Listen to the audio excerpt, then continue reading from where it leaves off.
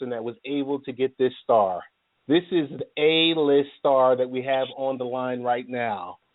I hope she's smiling. Roz, how you doing? I'm definitely smiling. You are too kind. I'm well. How are you? Doing well. In a few days, it's Valentine's Day. I got to put you, you're a friend to the room, a friend to our listeners, the people that go to the Facebook page. So I'm not going to sit here and say, oh, well, Roz, tell us, who you are and everything. Everyone knows. Roz, got to ask you, what, and I got to put you on the spot. So right out the gate, we're not talking NBA or anything else like that. What did you tell hubby to get you for Valentine's Day? Or did you have to tell him? And, so what are your expectations for Valentine's Day? Honestly, I didn't tell. I just told him I don't, I hate to be this person, but I don't care really. This isn't one of my days. You know what I mean?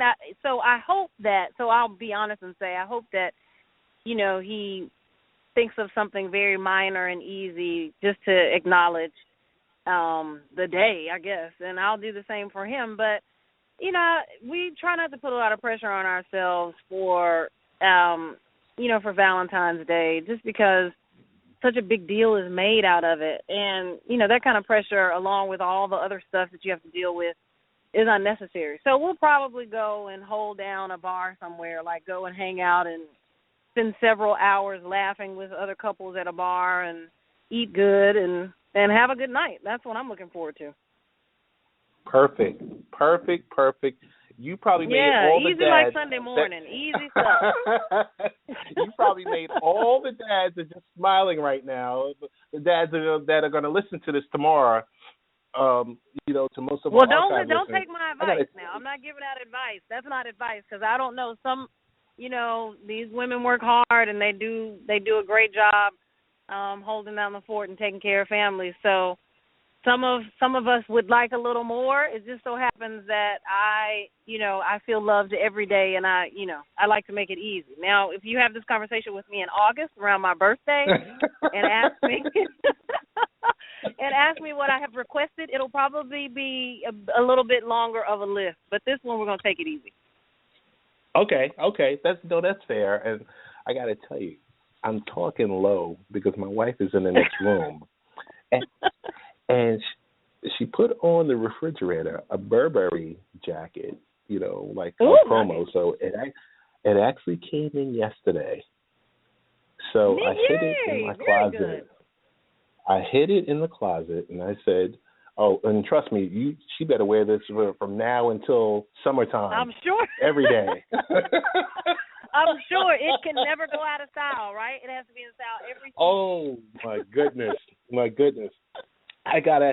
So from switching to Valentine, and what you just said was so profound. I got to tell you, because I'm thinking, if you are with your significant other, yes, Valentine's Day is something, but all during the year, it's kind of like what I tell my kids. I'm like, every day is Christmas for you guys. Yeah, exactly.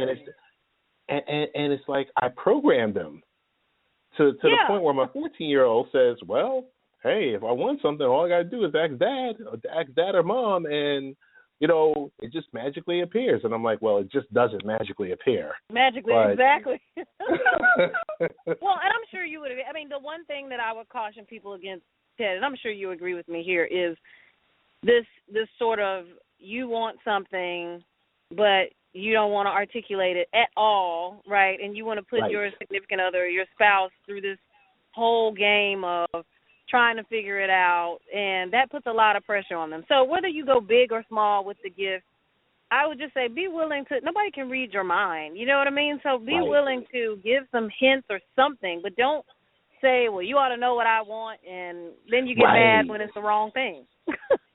Right. I got to tell you, I got to switch subjects, and I got to be truthful with you. And I'm not happy about this, Roz. Okay. You came on the podcast last year, and we were talking fitness and everything else like that. Don't you know, by March, I canceled my gym membership, and it was just like, oh, the heck with this. No. Well, what did you And have? we're How sitting has there. it gone this year? Did you start this year? Tell me the truth. I have not started, but I'm thinking Okay. about starting right in the middle of the beer and the wings that I was consuming watching the Super Bowl. Exactly. But I want to let you know, because I have you down here we're going to mention something about fitness, and I'm like, yeah, you know what? I'm going to be truthful and tell you that, yeah, I told them, you know what, guys, this worked out well in January of 15, and I was going, and come February 1, it was just like, boo, boo, boo, boo. I just stopped playing. Well, and So, that's the thing. It's really tricky. You have to be really, really, really patient with yourself when you're trying to start a fitness regimen.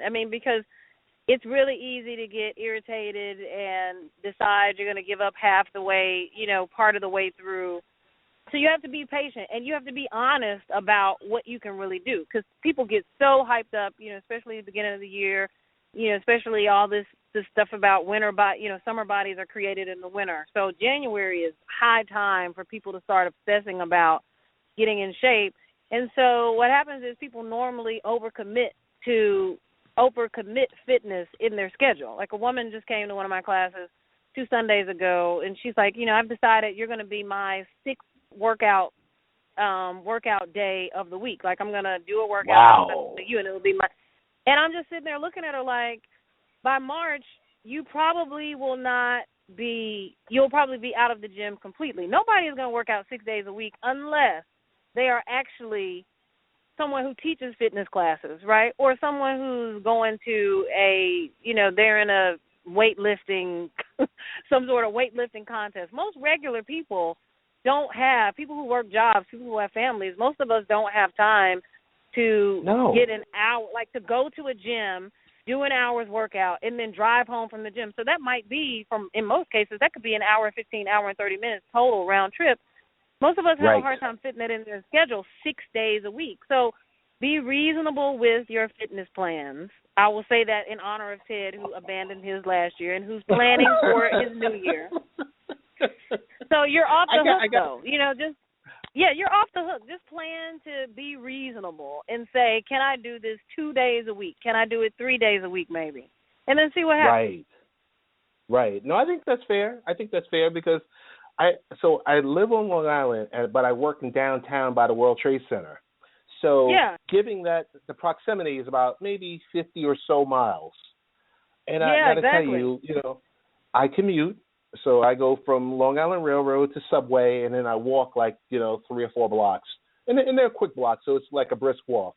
But I got to tell you, my commute is upward of 3 hours to about 3 hours and 20 minutes a day. I'm sure. That's just, it's ridiculous. Yeah. That's just the commute. So, and this is not my excuse, but it's my excuse. So by the time I get home, I'm like, man, I'm tired. Exactly. I don't want to deal with this.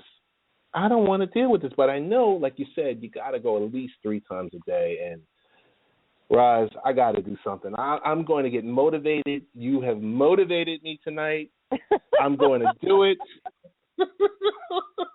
I like to help put people's minds at ease that, you don't have to go hammer whammer. You know what I mean? You don't have to say I'm going to do this 6 days and then as soon as you miss a day you're disappointed and then you say forget the whole thing. No, just ease your way into it. Be patient and ease your way into it. And then then you can work it into an actual routine. But when you come out of the gate and you're like, yes, you're so fired up and you think you're going to be able to work out 7 days a week, 6 days a week, no way that's happening. No way. Not at all. Not unless you become a bodybuilder and you have to do it. And then you probably won't have a job and then you can do it all day. But most people can't work out all day. Right. And like exactly. I said, if you're not working or you have that flexibility where you have that time, then heck, you have no excuse. But I mean, you really do have no excuse overall. But hey, I got to ask you a question. And I'm still talking about it. The podcast you, G. Stelio, and EJ had last Friday had me in stitches, at 1 o'clock in the morning. So did not want you to think I was just like a total psycho, but I'm listening to the podcast because I was up and I was doing things. I had just came in and I just turned it on and I was sitting and standing there laughing. You guys, yeah, those guys had are crazy. A great show. I mean, and we're crazy really when we get together.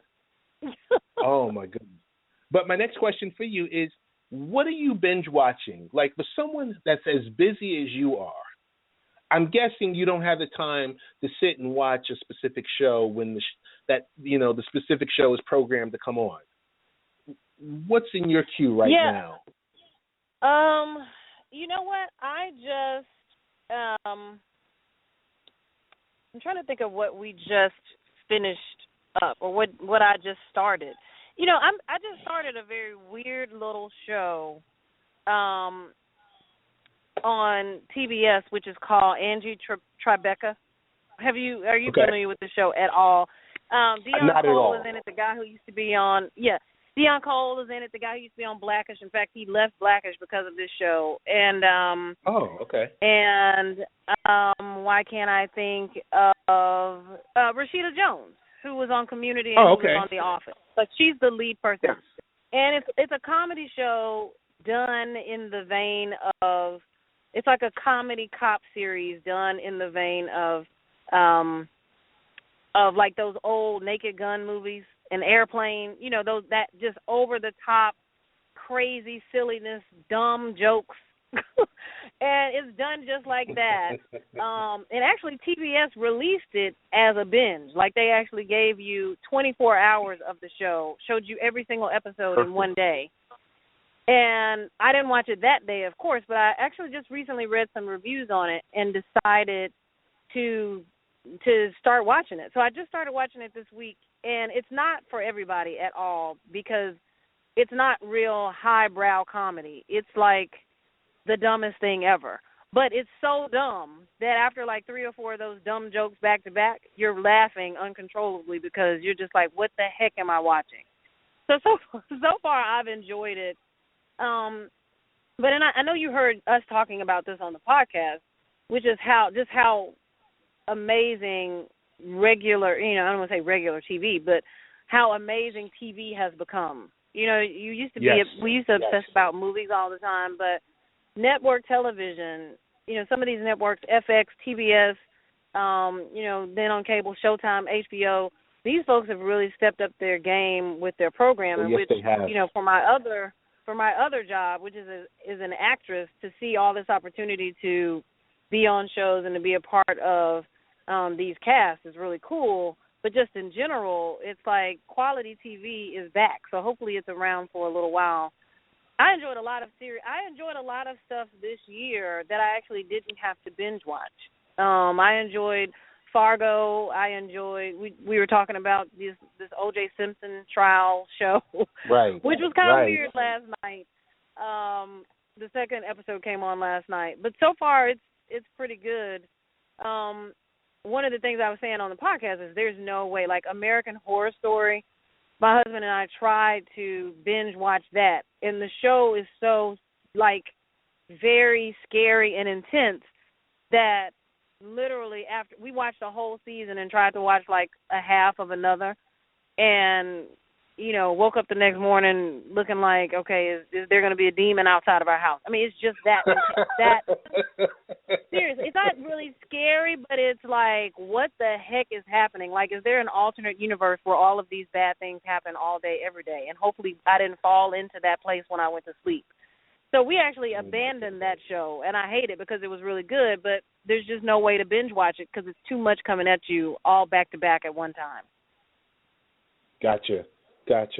Hey, I want to switch gears and talk a little bit about the NBA. I want to talk a little bit about the All-Star game. You know what? We won't even talk about the All-Star game. I just want to bring up one NBA topic for you. Yeah. That mess that's going on in New York. Well, the Fisher King is gone. Derek Fisher. To me, it was a big joke. The organization itself is a big joke. Carmelo with, knee problems, that we knew that problems existed from way back when.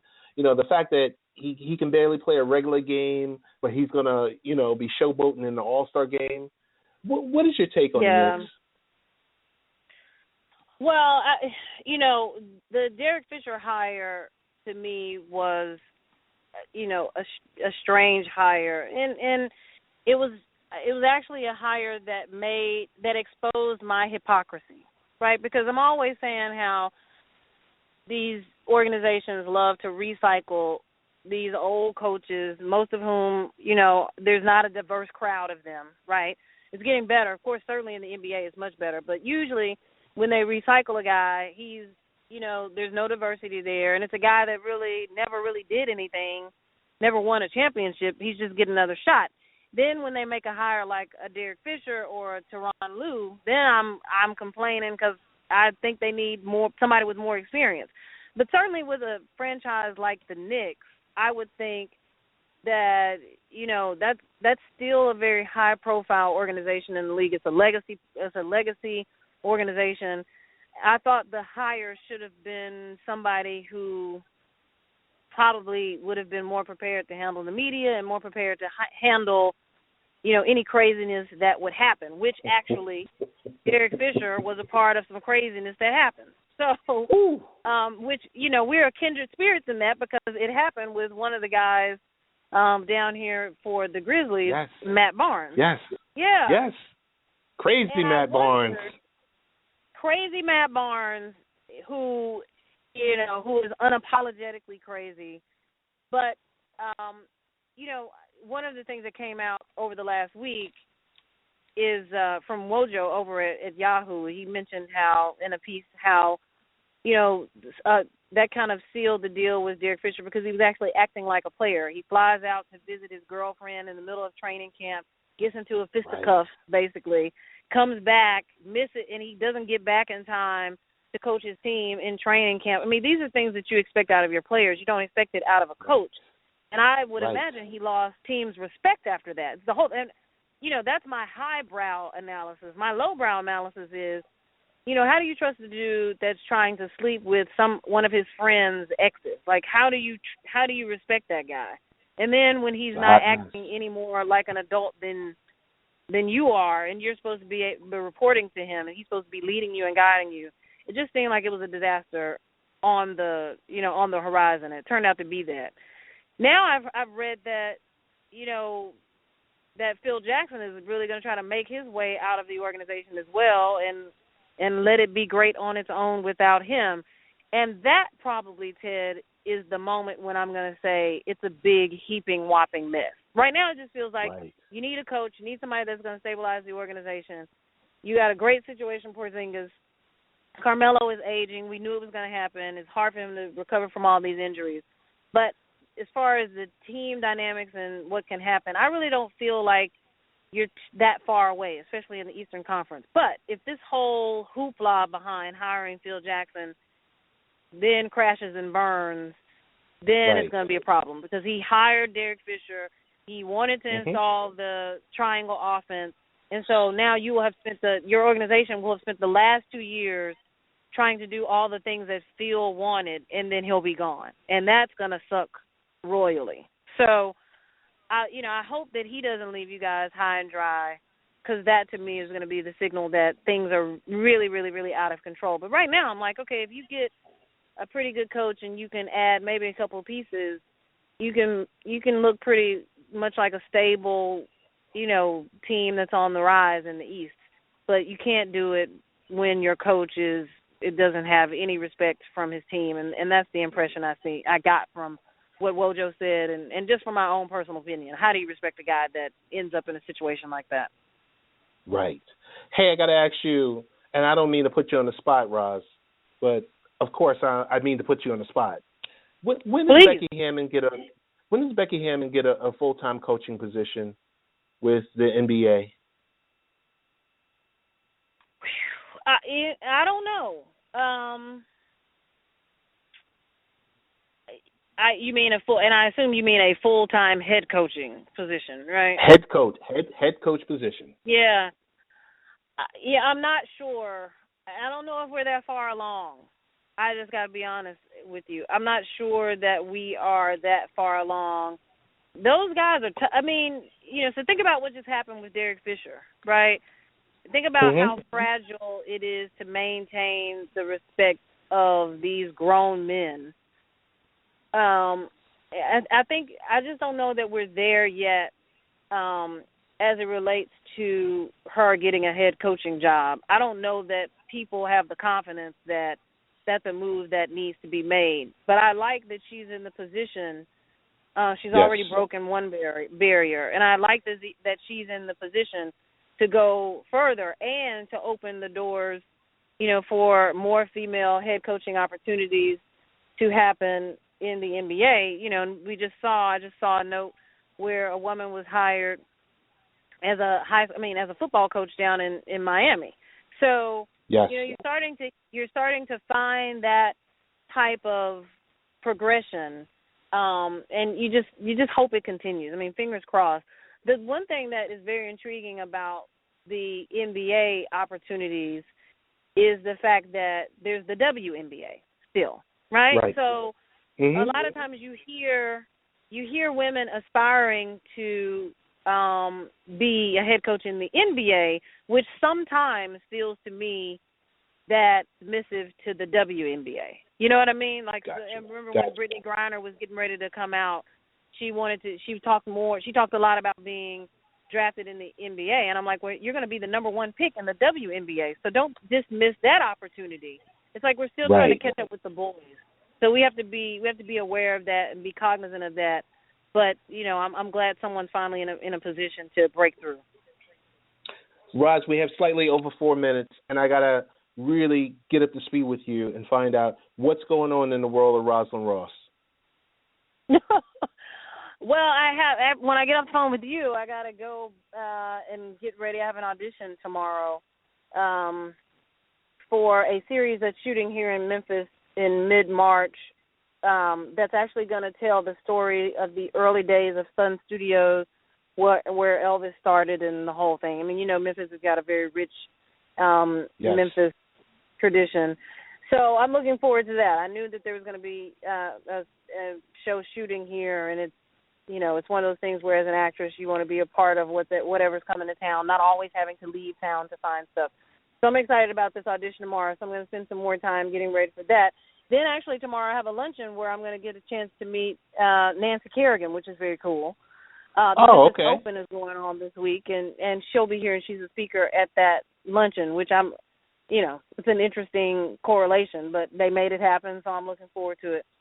But just in general, this is already starting out as a year that seems like it'll be a big step in my acting career, so I'm welcoming that and really looking forward to that. And then hopefully I can get back in my NBA writing groove after All-Star Weekend, so after this weekend. And I can already tell you probably what's going to be on deck is my concern over these Memphis Grizzlies and Marc Gasol being out indefinitely. Oh, my goodness. Because that is a huge blow to any plans that we thought we had of making the playoffs. So that'll probably be my debut piece on the other side of All-Star Weekend. Same old teaching yoga and acting and hoping to take everything up another level in 2016. I did want to say this one thing, though. I just saw this note. I just saw a note that Monty Williams' wife died. Monty Williams, the former head coach of the Pelicans, and I can't remember whose staff he's on now. But his wife was killed in a car accident. My goodness. And they've got 5 children. Oh, my goodness. Wow. So you'll probably read more about that when we get off the phone. But I saw that just when I was getting ready to join you. So definitely prayers out to his family and friends around the league. That is a tough loss. Yeah. Really, really tough. Oh, my goodness. Roz, tell us best ways to get in contact with you, all the places, the various places that you're writing at, and, where can we find you on social media? Yeah, you can find me on Twitter at @R_Trinity. So please come give me a follow. I love interacting with the new folks, getting some new blood in the sports conversation. And usually all of my work, you can find it there. Writing fitness pieces over at Rolling Out, and still doing most of my sports writing for the Sports Fan Journal and some of those pieces pop up on Fox and on Yardbarker as well. So check me out on Twitter, and you can stay up to date with that stuff. And then follow me on Instagram. A lot of times I post my commercials or any ads that I've done on there, so people can have an opportunity to see that stuff as well. So R_Trinity in both places. And Ted, thanks so much. I always love when I get a chance to chat with you. One of the best hosts that I get to interact with, and I really appreciate your professionalism. Thank you.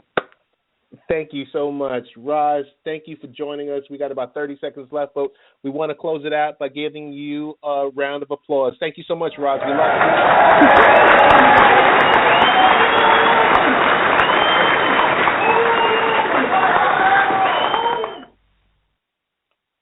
And that was Rosalyn Ross who joined us. So just want to give a quick rundown. 15 seconds ago, the CEO and president of Salon Pass was on to join us.